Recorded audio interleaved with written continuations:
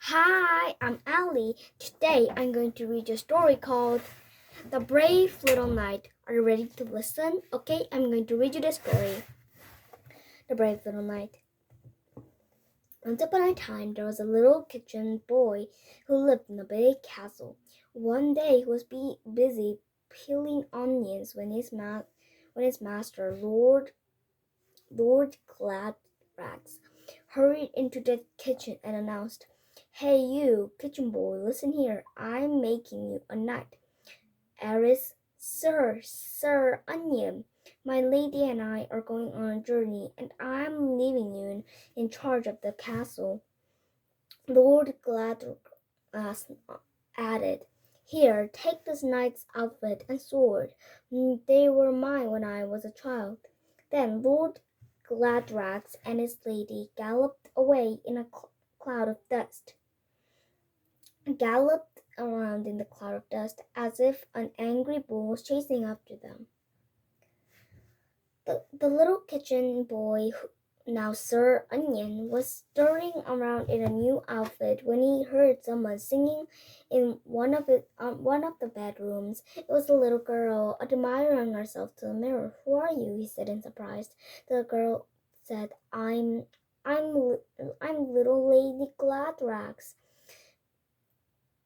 But Sir Onion recognized her. "Aren't you Cherry, the youngest servant girl? I've seen you bringing honey from the beehives to the kitchen." Cherry also recognized Sir Onion.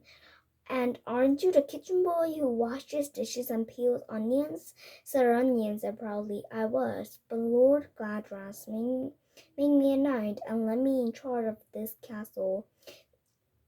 She replied, "Well, I'm in charge of the Lady Gladras' wardrobe." Suddenly they heard shouting in the distance. Sir Onion leaned out in the window and cried, "Prince Badlad's soldiers are coming this way." "What fools we are," said Cherry. "No wonder Lord Gladras and his lady left the castle in such a hurry." Then Sir Onion had an idea. "Wait a minute, you know about beehives, don't you?" "Yes," said Cherry. The bees are my friends." The little knight took Cherry by the hand and said, "I think I know a queen who can help us out." An hour later, Prince Badlad and his fierce soldiers arrived at the castle. They were loud and scary and armed to teeth. Sir Onion pointed to a barrel in the corner. "Quick, my lady," he said to Cherry. "It's time to hide." So Cherry jumped inside the barrel.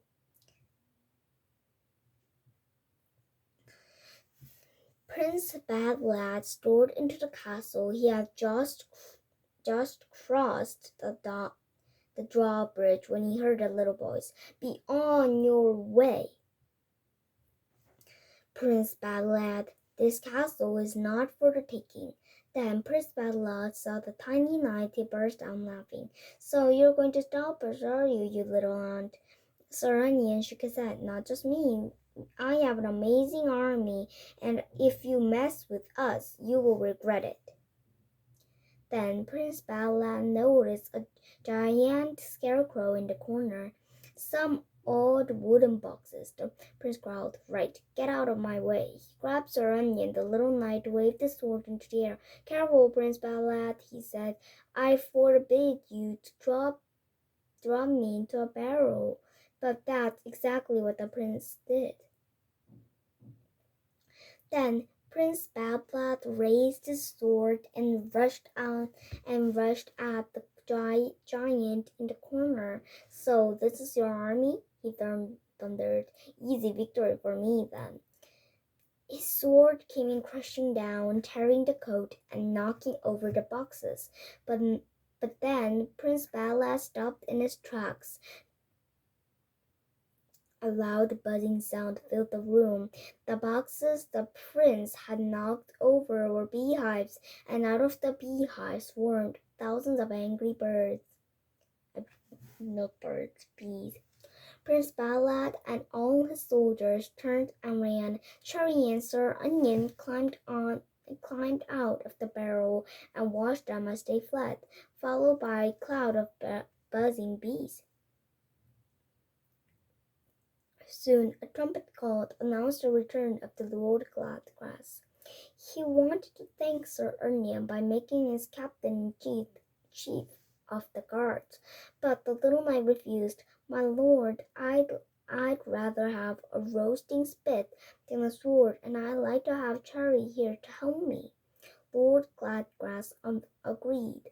In the years that followed, Cherry and Sir Onion became famous cooks. People came from far and wide to taste their special honey cakes. The end. No, it ended too easy. So I'm going to read another book. Wait a minute, guys. I'm going to read another book. It's 5 minutes, so I will read another book. Little, what am I going to?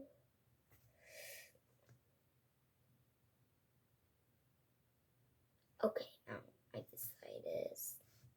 Okay, now I'm going to read another book called. Sorry.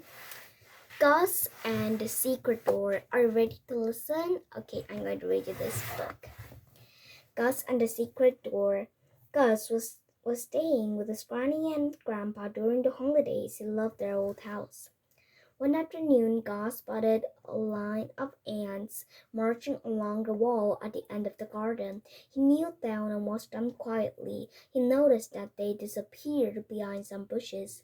Gus pushed the bushes aside, and there in front of him was a tiny door. It was a strange door with no handle and no lock.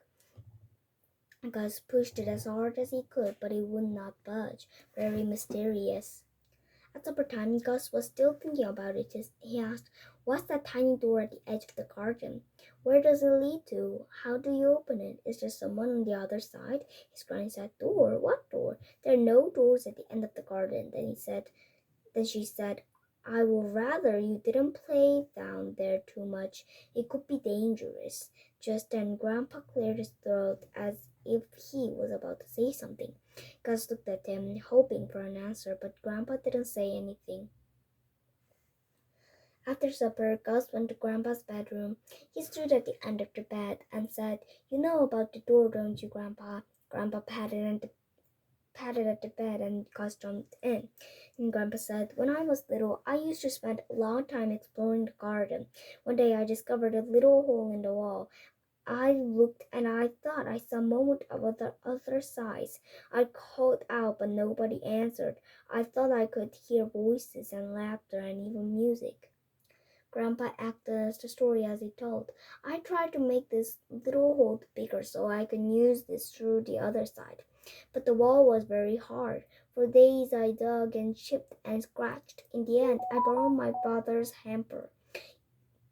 I hit the wall so hard that part of it fell down. Then I discovered God slipped out of his feet and stood on the bed, shouting, 'What? What? What did you see, Grandpa?' Grandpa was quiet for a moment, and he whispered, 'If you want to know, go to the bottom of the garden very, very early tomorrow morning. Knock 5 times on the tiny door and wait. Off you go to bed now. I need some rest.' Gus couldn't sleep that night. He tossed and turned, feeling hot. Then the frog in the hall struck 5 times. He jumped out of bed, took his torch, and tiptoed out to the house. Outside it was dark and very cold. Gus walked quickly down to the end of the garden, but the time he had got to the tiny door, he was so scared that he could hardly breathe. He slipped down the bushes and knocked 5 times on the door. Then he waited. Suddenly the tiny door shook and creaked. Then it opened very slowly. Gus looked through the opening and saw huge feet, 2 legs, and big as tree trunks, a big round tummy, and a giant's head. It was a giant, a real enormous giant. Gus froze like a statue. He couldn't move or speak. The giant sat down and said, "Hello, my name is Olaf. You must be Gus." Gus couldn't believe his eyes. Olaf and the giant picked Gus up in his huge hand and placed him gently on his shoulder. Gus looked around him at the world of giants. The trees were huge. They were also completely hollow. Of the giants used them as houses. Their leaves were as soft as feathers and all different colors. The sky was bright blue with not a cloud in sight, and Gus soon found out why. As soon as a cloud appeared, a giant swallowed it up and gulped. Olaf whistled loudly, and dozens of giants welcomed Gus. They they were so big and they talked so loudly that they made the ground shake. All the giants want to get to know Gus, so Gus moved from head to hand and shoulder to shoulder. Then one girl giant with red hair began to sing in a very sweet voice. A small giant played on a strange musical instrument that sounded like a gigantic umbrella. The music made Gus want to dance. Soon it was time for Gus to go home. Olaf went him off as far as the door. He said, "When I was small, I loved playing in the shade of the wall. One day, a little person like you knocked it down. It was your grandfather. We immediately became friends. We built this door together, and we hid behind the bushes so that nobody would discover our secret. If it's your secret too now, Gus." Gus said goodbye to Olaf and hurried back home. He got there just in time for breakfast, but he was too tired and knocked over his bowl of cereal twice. His granny was worried. "Didn't you sleep well, Gus? Did you have a bad dream?" Gus said. "Oh no, I had an amazing dream." Grandpa smiled and whispered him, "Why don't you come to my room after breakfast and tell me about it?" The end. Okay, and now this is the end of the story, and thank you for listening to my story. Bye!